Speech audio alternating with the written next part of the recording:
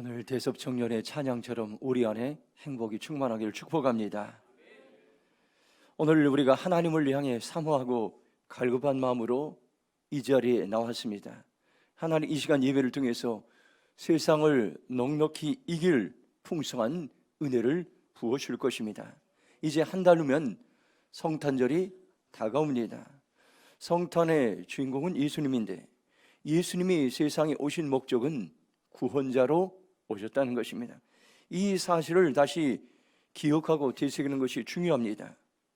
구원의 사전적인 의미는 어려움이나 위험에 빠진 사람을 돕거나 구하여 줌, 이렇게 국어사전에 나와 있습니다.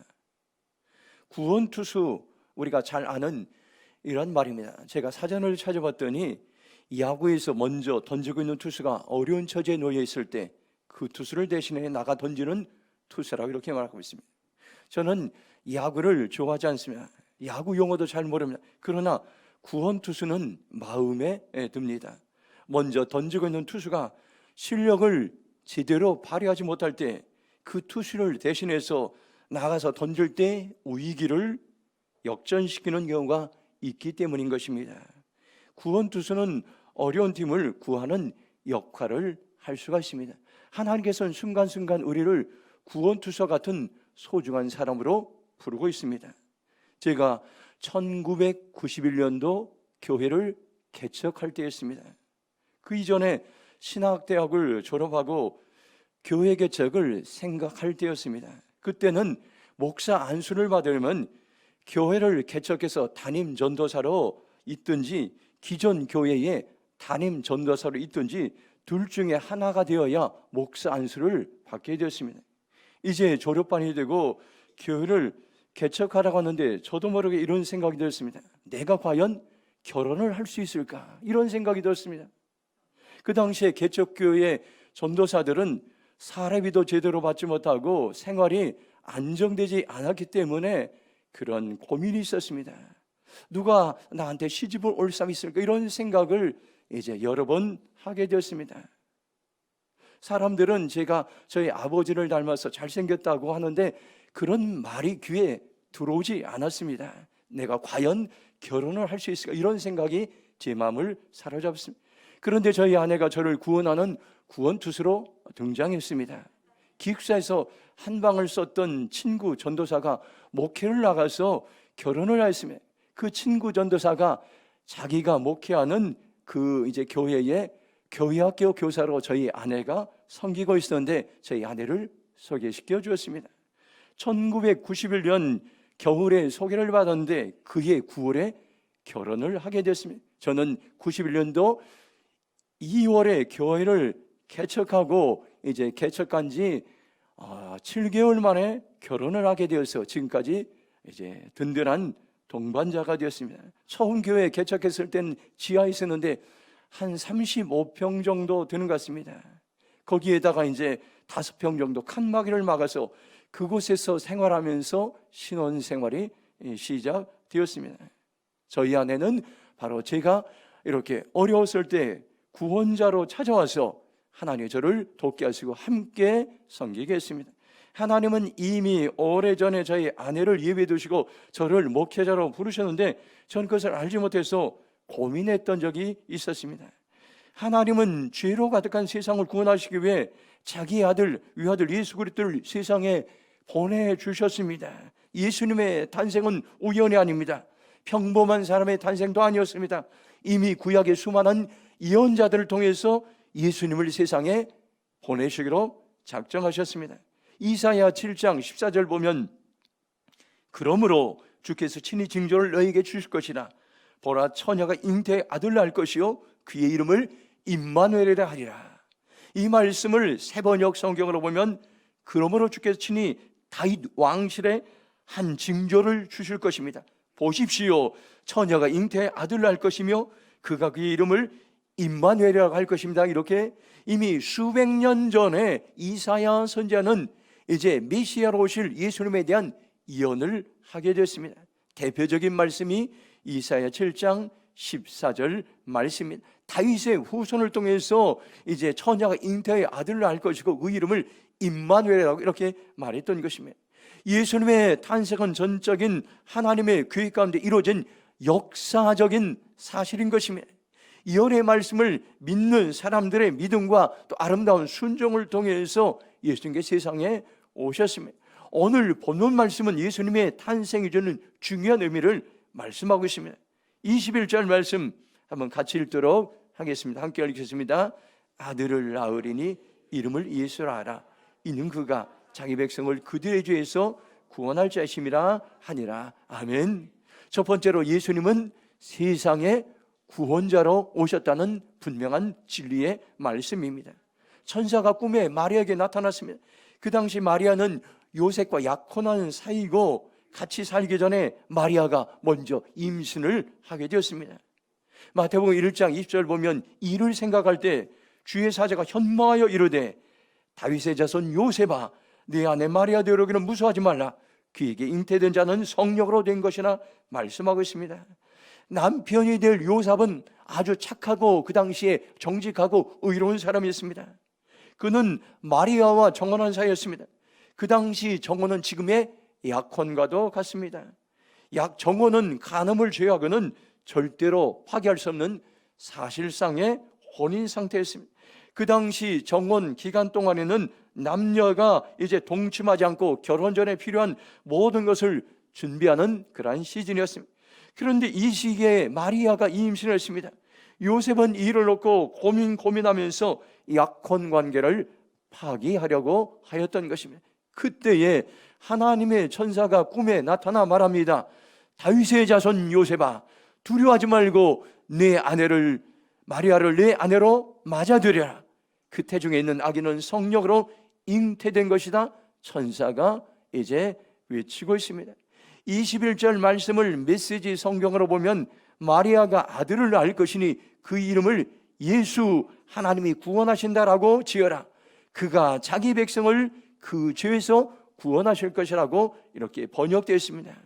21절 말씀을 후반절 영어 성경으로 보면 이렇게 Because he will save his people from their sins 이렇게 그는 자기 백성을 그들의 죄로부터 구원할 자이기 때문에 이렇게 번역되어 있습니다. 예수님이 세상에 오신 분명한 목적이 있는데 사람들의 죄를 구원하고 해결하시기 위해서 이 세상에 오셨다는 것입니다. 이것만큼 확실한 진리는 세상에 없습니다. 이것은 지구의 종말이 올 때까지 변함없는 흔들리지 않은 영원한 진리인 것입니다.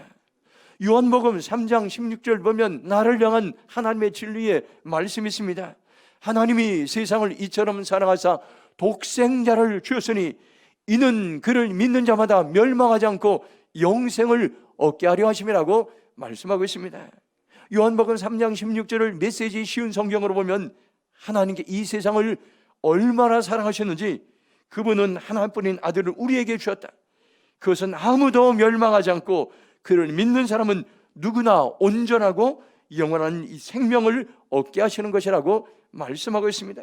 우리를 향한 하나님의 마음이 있습니다. 하나님은 너무너무 우리를 사랑하셔서 하나뿐인 아들을 세상에 보내셨는데 그를 믿는 자는 멸망하지 않고 구원을 받고 영원한 삶을 살게 된다고 말씀하고 있습니다.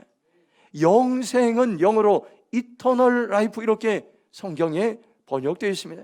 이것은 영원한 삶을 사는데 영원히 죽지 않는 삶을 의미하는 것이 아니라 예수님을 나의 인생의 구원자로 이제 믿으면 그 순간 내가 살아 있으나 죽으나 영원히 하나님과 함께하는 삶을 말씀하고 있습니다. 영생은 구원자 예수님을 믿을 때에 즉시 시작됩니다. 우리가 살다 보면 어려울 때가 찾아옵니다. 지금처럼 경제가 어렵고 생활하기가 어렵고 전쟁의 소식으로 두려움이 찾아옵니다. 이때가 낙심할 때가 아닙니다. 이때가 염려할 때가 아닙니다. 이때가 두려워할 때가 아닙니다. 지금이 즉각적으로 구원자 하나님께 나아갈 때인 것입니다. 지금이 즉각적으로 구원자 하나님을 찾을 때입니다. 그러면 우리 안에 여전히 소망이 있습니다. 저희 교회에서 탁구 모임이 활발하게 진행되고 있습니다. 나이가 들어도 할 수 있는 좋은 운동입니다. 70이 넘어도 탁구를 치는 사람들이 주위에 많이 있는 것을 봅니다. 탁구를 잘하면 한 가지 비결이 있는데 탁구공이 몸에 가까이 왔을 때 힘을 빼고 상대방에 치거나 아니면 탁구공을 상대방에게 보내야 됩니다. 만일 탁구공이 몸에 가까이 왔을 때 당황하거나 더 잘 치려고 힘을 쥐어 치거나 두려워하면 실력이 절대로 늘지가 않습니다. 바로 공이 몸에 가까이 왔다는 것은 상대방에게 넘길 유일한 우리에게 기회라는 것입니다. 우리의 인생도 마찬가지입니다. 우리의 인생의 위기가 나에게 점점 가까이 올 때에, 그때에 나의 힘을 뺄 때고 나의 지혜를 뺄 때고 나의 경험과 능력을 뺄 때고 구원자 하나님을 우리가 전심으로 의지할 때인 것입니다. 그러면 하나님의 놀라운 나를 통해서 일들을 행하시는 것을 우리는 보게 될 것입니다. 시편 103편 3절 보면 그가 내 모든 죄악을 사시며 내 모든 병을 고치시며 말씀하고 있습니다. 하나님은 어떤 분입니까요? 나의 모든 죄를 용서해 주시는 분, 하나님은 나의 모든 병을 고쳐주시는 분이라고 말씀하고 있습니다. 사람들은 운동을 많이 하면 근육이 생깁니다. 그래서 우리 젊은 청년들이 근육을 하려고 헬스장에 가서 열심히 부단히 운동을 하는 것을 보게 됩니다. 마찬가지입니다. 사람에게도 마음의 근육이 있습니다. 많은 심리학자들은 사람에게 중요한 것이 마음에도 근육이 생기는데, 우리가 살다 보면 힘들고 어렵고 위기가 다가올 때 그때가 마음의 근육을 키울 때라는 것입니다. 하나님의 말씀을 묵상하고 기도하면서 구원자 하나님을 묵상하고 구원자 하나님을 신뢰하면 그때에 내 마음의 근육이 키워지고, 그러면 우리는 어떤 어려움이 찾아와도 흔들리지 않은 견고한 삶을 살아갈 수가 있습니다. 저도 살아가면서 낙심될 때가 있습니다. 초심을 잃어버리고 마음이 해이해질 때도 있습니다. 그때 저는 이제 늘 하나님의 주신 말씀은 내가 가장 힘들고 어려웠을 때 나를 살리시고 나를 구원하시, 나를 죽음에서 건지신 그때를 하나님께서 생각나게 하십니다. 1980년 7월 10일 오전 6시 50분 이제 통학버스로 고등학교 이제 학교를 가다가 그 버스가 전복되어서 이제 충돌해서 거기서 많은 사람들이 죽게 되는데, 그때 하나님께 저를 살려주셨습니다. 그때 내가 죽음에서 살아났다는 감격은 이루 말할 수가 없습니다. 그 후로 제가 이제 버스를 타기만 하면 한 몇 년 정도는 하나님 감사합니다, 하나님 감사합니다 10번 이상을 수십 번 자리에 앉자마자 외치면서 그렇게 이제 버스를 탔던 적이 있습니다. 수없이 반복하면서 감사의 기도를 드렸습니다. 바로 이것이 구원자 예수님을 만났던 저의 초심의 마음입니다. 그때 교통사고 나서 이제 팔이 골절돼서 기부스를 하고 병원에서 몇 개월 정도 있었습니다. 그때에 이제 제가 다니던 교회에서 중고등부 수련회가 있었습니다. 진천에서 중고등부 수련회가 있었는데 다들 수련회 떠나고 저는 병원에 홀로 있었습니다. 그때 너무 수련회가 가고 싶어서 제가 병원을 이제 나와서 무럼으로 버스를 타고 진천에 가서 수련회에 참석한 적이 있어요. 그때 많은 사람들이 깜짝 놀랐습니다. 그리고 목사님께서 저에게 특성을 이제 그 학생들 앞에 나와서 특성을 하는데, 그때 제가 불렀던 찬송이 내 영혼이 은총 입어 438장이었습니다. 내 영혼이 은총 입어 중한 죄짐 벗고 보니 슬픔 많은 이 세상도 천국으로 와도다. 할렐루야 찬양하세.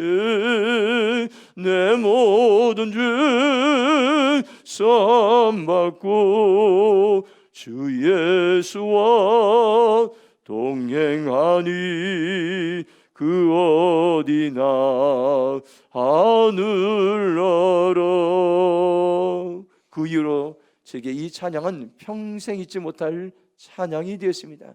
두렵고 떨리는 마음으로 찬양 불렀을 때 나를 살리신 그 하나님의 은혜를 제가 기억하게 되었습니다. 여러분들, 우리가 힘들고 어려울 때마다 나를 살리시고 나를 구원하시고 내가 그 죽음에서, 내가 수많은 문제 속에서 나를 건지신 하나님을 여러분들 찬양하시기 바랍니다. 초심의 마음으로 돌아갈 때에 우리의 삶에 소망이 있다는 것을 여러분들 기억하시기 바랍니다. 두 번째로 마태복음 1장 22절 말씀 한번 같이 읽도록 하겠습니다. 시작. 이 모든 일이 된 것은 주께서 선지라고 하신 말씀을 이루게 하심이 이루시되. 아멘. 예수님은 두 번째로 말씀을 이루시기 위해서 세상에 오셨다는 놀라운 진리입니다.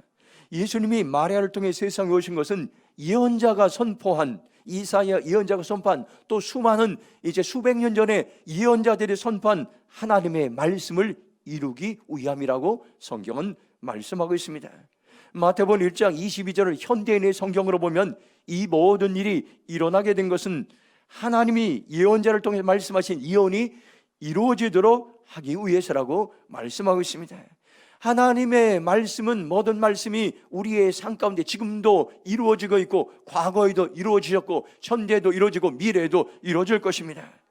여호수아서 21장 45절 보면 여호와께서 이스라엘 족속에게 말씀하신 선한 말씀이 하나도 남김없이 다 응하였더라고 말씀하고 있습니다. 세번역 성경으로 여호수아 21장 45절 보면 주님께서 이스라엘 사람에게 약속하신 모든 선한 말씀이 하나도 어긋남이 없이 그대로 다 이루어졌다고 여호수아는 고백했습니다. 여호수아는 하나님에게 주신 그 약속의 말씀들을 하나님께 다 이루셨음을, 가나안 땅을 차지하게 하셨다고 고백했습니다. 하나님의 말씀은 때가 되면 반드시 이루어집니다. 우리가 하나님의 말씀을 심장에 새기시 바랍니다. 우리의 가슴에 새기시 바랍니다. 그 말씀은 씨앗이 되어서 반드시 여러분들 때가 되면 그 말씀이 열매를 맺고 살아서 역사하는 그날이 찾아오게 될 것입니다. 우리가 하나님의 말씀 앞에 어떻게 반응하기 합니까? 고린도후서 1장 20절 보면 이렇게 말씀합니다. 하나님의 약속은 얼마든지 그리스도 안에서 이해가 되니 그런즉 그런 말미암아 우리가 아멘하여 하나님께 영광을 돌리게 하느니라, 이렇게 말씀하고 있습니다. 하나님의 약속의 말씀은 반드시 이루어지는데 그 말씀 앞에 우리가 믿음으로 반응하고 아멘으로 반응하고 적극적으로 반응하면 반드시 그 말씀이 이제 결실을 맺고 열매를 맺고 그 말씀에 이제 놀라운 이제 결실을 보게 되어 하나님께 영광을 돌리게 되냐고 말씀하고 있습니다. 저는 어제 설교를 준비하면서 유튜브를 통해서 진화론을 주장한 다윈의 생애를 잠깐 보게 되었습니다. 이 다윈은 원래 성공의 이제 신부가 되기로 했습니다. 그래서 영국에서 그는 이제 캠브리지 대학에서 공부하며 굉장히 똑똑한 학생이었습니다. 그리고 아버지는 이 다윈이 목사가 되기를 원했습니다. 그런데 이 찰스 다윈이 이제 공부하면서 철학자들 또 신학자들 만나면서 회의론자들 만납니다. 성경 말씀을 이제 불신하는 그런 사람들 조금씩 성경 말씀 의심하게 되고, 그리고 교회 열심히 다니다가 조금씩 교회 다니지 않고, 그리고 결혼하고 나서 이제 자기의 아내와 자녀들만 이제 교회에 데려다주고 자기는 문 밖에 서성이다가 이것이 계속해서 시간이 지나면서 이제는 1859년에 종례 기원이란 그가 27살에 여러분들 진화론을 주창하는 그런 사람에 대해서 수많은 사람들에게 믿음을 떠나게 하는 그런 사람이 되었습니다. 그 당시 여러분들 이 찰스 다윈이 27살에 이제 진화를 썼는데 20대에 그 당시 수많은 사람들이 은혜를 받고 여러분들 미국에서 영국에서 각성되어서 세계 많은 나라에 선교사로 떠날 그런 당시에 이 찰스 다윈은 회의론자가 되어서 불가론자가 되었습니다. 불가지론자란 하나님을 증명할 수도 없고 하나님을 알 수도 없고 하나님의 존재가 없다는 것입니다. 그렇게 해서 그는 이제 이런 종의 기원이라는 책을 써서 수많은 사람들이 하나님을 떠나게 하고, 이것을 통해서 어떻게 합니까? 공산주의 사상이 여러분들 찰스 다윈의 진화론을 통해서 공산주의 사상이 이제 들어가게 되고 수많은 사람들을 하나님에게서 떠나게 하는 그런 안타까운 일들이었어요. 그는 목사가 되기로 결정했는데 그가 하나님의 말씀을 불신하고 회의하면서 하나님을 떠나자 이런 엄청난 일들이 나고, 지금도 여러분들 전 세계의 학교의 99%가 진화론을 믿고 있는, 헛된 것을 믿고 있는 이런 교과서로 채택하고 있는 안타까운 일들이 이 땅에서 일어나고 있습니다. 오늘 우리가 하나님의 말씀을 어떻게 반응하는, 믿음으로 반응하고 아멘으로 반응할 때에 하나님의 말씀은 반드시 살아서 역사한다는 것을 여러분들 기억하시 바랍니다. 내게 주신 약속의 말씀 반드시 살아서 역사하고 그 말씀을 이루시는 하나님을 신뢰하는 복된 삶을 살아가길 주님의 이름으로 축원합니다. 마지막으로 23절 말씀 같이 읽겠습니다. 시작. 보라, 처녀가 잉태하여 아들을 낳을 것이요 그의 이름은 임마누엘이라 하셨으니 이를 번역한즉 하나님이 우리와 함께 계시다 함이라. 아멘. 세 번째로 예수님께서 세상에 오신 목적은 나와 우리와 오늘도 하나님의 백성들과 교회들과 함께 하시기 위해서 세상에 오셨다고 우리에게 말씀해 주고 있습니다.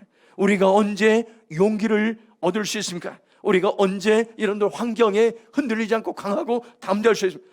하나님이 나와 함께 하신다 사실을 우리가 믿을 때인 것입니다. 세상 천지를 만드시고 역사의 주관자이신 하나님이 지금도 나의 삶에, 나의 이제 인생 가운데 구체적으로 찾아오셔서 나와 함께 하시고 나와 동행하신다는 사실을 알 때 우리의 삶에 소망이 생기게 됩니다. 마태복음 1장 23절 메시지 성경으로 보면 잘 보아라, 처녀가 잉태할 아들을 낳을 것이며 그 이름을 임마누엘이라 할 것이다. 임마누엘은 히브리 말로 하나님이 우리와 함께 하신다는 뜻이다. 이렇게 번역되어 있습니다. 마태복음 1장 23절 후반부로 영어 성경을 보면 God with us, 굉장히 귀합니다. 하나님이 우리와 함께 하십니다. God with us. 여러분들이 우리가 선배들, 하나님은 나와 함께 하신다, 우리와 함께 하신다는 것을 여러분들 평생 잊지 마시기 바랍니다. 성경에 일관된 말씀이 있는데 하나님이 나와 함께 하신다는 말씀입니다. 이사야 41장 10절 보면 두려워하지 말라, 내가 너와 함께 함이라. 놀라지 말라, 나는 내 하나님이 됨이라. 내가 너를 굳세게 하랴. 참으로 너를 도와주리라. 참으로 나의 의로운 오른손으로 너를 붙들리라 말씀하고 있습니다. 두려움이 찾아올 때 내가 너와 함께 하신다고 하나님이 말씀하십니다. 내가 놀라 걱정할 때 내가 너와 함께 하신다고 하나님은 여전히 말씀하십니다. 내가 너를 굳세게 하고 내가 너를 도와주고 내가 너를 붙들어준다고 하나님께서 말씀하십니다. 이 소리를 들을 때에 우리는 행복한 삶을 살아갈 수가 있습니다. 세상을 창조하시고 오늘도 역사를 주관하신 하나님께서 나와 함께 하신다는 사실은 가장 복된 소식입니다. 찬송가 325장 예수가 함께 계시니 이러한 찬양이 있습니다. 예수가 함께 계시니 시험이 오나 겁없네. 기쁨의 근원 되시는 예수를 위해 삽시다. 날마다 주를 섬기며 언제나 주를 기리고 그 사랑 안에 삶에서 딴 길로 가지 맙시다. 제가 설교를 준비하면서 이 찬송가 생각났습니다. 예수가 함께 계시니 여러분들 시험이 올 때마다 근심이 올 때마다 염려하지 마시기 바랍니다. 기쁨의 근원 되시는 예수님께서 나와 함께 하신다는 것을 여러분들 기억하시기 바랍니다. 지난 금요일과 이제 토요일은 교회 김장을 하게 되었습니다. 목요일 날 당전에 가서 배추 물을 뽑았습니다. 금요일에 다듬고 절였습니다. 그리고 토요일에 김장속을 버무렸는데 많은 양의 김장을 하게 됐습니다. 그런데 놀라운 것은 2023년도 교회 김장이 가장 수월하게, 가장 여러분들 빠르게 됐습니다. 많은 사람들이 염려하게 됐습니다. 김장을 사람들이 많이 빠져서 어떻게 잘할 수 있어요. 그런데 놀랍게도 하나님께 이 사람 저 사람 보내주셔서 가장 빠른 시기에 김장을 하게 되는데 깨닫게 된 것이 있습니다. 함께 할 때, 성도들이 여러분들 함께 할 때, 또 자원봉사자들이 함께 할 때에 여러분들 기쁨으로 김장을 하게 됐어요. 이 김장을 통해서 또 우리가 주일마다 이제 반찬을 식사할 때 이 김치를 먹게 되고 또 주위에 어려운 이웃들에게 나누어주는 그러한 일들 하나님께 함께 하실 때에 하나님 이 일을 통해서 기뻐하신다는 것을 알게 되었습니다. 지금도 마찬가지입니다. 우리가 사람들과 함께하고 하나님이 나와 함께 할 때에 우리는 이제 강하고 담대한 삶을 살 수가 있습니다. 마태복음 28장 20절 보면 내가 너희에게 분부한 모든 것을 가르쳐 지키게 하라. 볼지어다 내가 세상 끝날까지 너희와 항상 함께 있으라 말씀하고 있습니다. 예수님의 놀라운 약속의 말씀이 있습니다. 세상 마지막 종말이 오는 그날까지 내가 너희와 항상 함께 있으리라고 약속의 말씀을 주셨습니다. 언제 이 말씀이 내 가슴에 들려집니까요? 아직도 하나님을 알지 못하고, 하나님을 알지 못해서 방황하고, 하나님을 알지 못해서 주역 속에 살아가고, 하나님을 알지 못해서 이제 수많은 이제 어려움 속에 살아간 그 사람들에게 내가 복음을 들고 나가서 대림동에 가서 하나님은 살아계십니다, 하나님은 나의 인생의 구원자입니다, 이 말씀을 증거할 때에 그 현장 가운데 하나님은 살아계시고, 하나님은 나와 함께 하시고, 하나님은 나를 도와주신다는 것을 우리가 피부적으로 실감하며 느낄 수 있다고 성경은 우리에게 말씀해 주고 있습니다. 바로 하늘과 땅의 권세, 하늘을 창조하시고 땅의 모든 걸 다스리는 그 권세를 여러분들 복음을 증거하는 그 현장 가운데 우리에게 부어주시고 함께 하신다고 우리에게 말씀하시고 위임해 주셨습니다. 오늘 여러분들, 예수님이 이 세상에 오신 분명한 목적을 오늘 성경 우리에게 말씀했습니다. 예수님은 세상의 구원자로 오셨습니다. 예수님은 세상의 말씀을 이루시기 위해 오셨습니다. 예수님은 세상에 함께 하시기 위해 오셨다는 사실을 기억하시기 바랍니다. 이 시간 저와 여러분들이 결단하시기 바랍니다. 나는 세상의 구원자로 오신 예수님을 깊이 알아가겠습니다. 나는 하나님의 말씀을 이루는 삶을 살겠습니다. 나는 예수님과 함께하는 삶을 살겠습니다. 성령님 도와주시옵소서 고백하며 결단하는 복된 시간이 되길 주님의 이름으로 축원합니다. 이제 함께 동성으로 기도하겠습니다. 예수님께서 2000년에 세상에 오신 분명한 목적이 있습니다. 구원자로 오셨고 말씀을 이루시기에 오셨고 함께 하시기에 오셨습니다. 내가 이 말씀을 신뢰합니다. 내가 이 말씀을 의지합니다. 내가 예수님을 더 깊이 알아가겠습니다. 내가 말씀을 이루는 삶을 살겠습니다. 내가 예수님과 함께하는 삶을 살기로 결정합니다. 성령님 도와주시옵소서. 주의 장으로 동선으로 기도하며 나가겠습니다. 주여, 아버지 하나님 감사합니다. 도와주시고 인도하심을 감사합니다. 다시 한번 나를 살리시고 나를 구원하신 예수님의 놀라운 아버지 은혜를 경험하게 하시고 알게 하시고 깨닫게 하심을 감사합니다. 세상의 구원자로 오신 예수님을 깊이 알아가기로 결정합니다. 나는 하나님의 말씀을 이루는 삶을 살기로 결정합니다. 나는 하나님과 아버지 함께하는 삶을 살기로 결정합니다. 구원자이신 예수님, 나를 살리신 예수님, 나에게 소망을 주신 예수님, 나와 함께 하는 예수님을 신뢰합니다. 의지합니다. 찬양합니다. 내가 더욱더 깊이 주님을 알아가기로 결정합니다. 성령 도우시고 성령님 역사여 주시옵소서. 하나님 감사합니다. 오늘 소망의 말씀을 우리에게 우리의 심장 가운데 새겨주심을 감사합니다. 이제 우리가 결단하며 나갑니다. 하나님을 더 깊이 알아가기로 결단합니다. 하나님의 말씀을 이루는 삶을 살기로 결단합니다. 예수님과 함께하는 삶을 살기로 결단합니다. 성령님 도와주시고 이 말씀을 살아낼 수 있도록 하나님 은혜 내려 주시옵소서. 감사하며 축복하며 예수님의 이름으로 기도했습니다. 아멘.